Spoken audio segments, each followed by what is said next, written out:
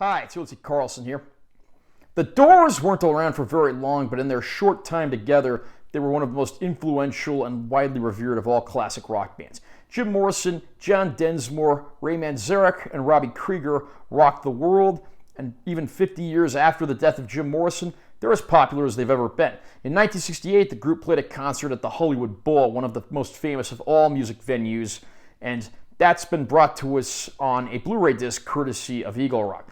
Now, anytime there's a new Doors release on a home video format, I always like to get my hands on it, and this was certainly no exception to that rule. 1968, of course, saw the release of the band's third album, Waiting for the Sun, so the band was well on their rise, and this was in the period before they went back to their bluesy basics on albums like Morrison Hotel and their swan song, L.A. Woman.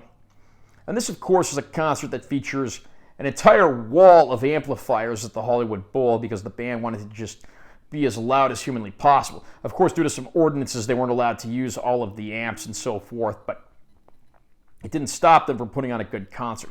Of course, Jim Morrison is his usual improvising poet self, who probably indulged in every single party favor known to man prior to this concert, because there are some moments where he's, to put it in the kindest way possible, on a different planet.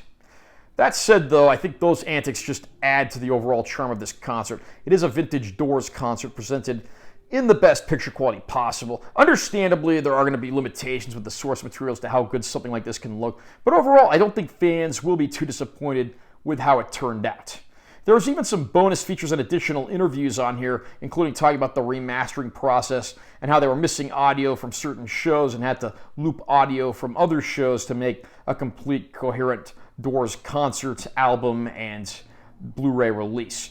One of the guys we even hear from is Bruce Botnick, the band's sound engineer, who of course later became their producer on the L.A. Woman album. I mean, it is a shame that the Doors didn't get to be together for longer and make more music due to Jim Morrison's unfortunate early passing, but what they've created is timeless, and anytime we get an opportunity to indulge in actual live Doors content, I will jump at the chance. And this release comes highly recommended if you're a fan of the group. How about you? Are you a fan of the Doors? Did you pick up this live in '68 Blu-ray yet? Comment down below and let me know what you think. Also, remember to subscribe to this channel for more content. We're always posting new videos.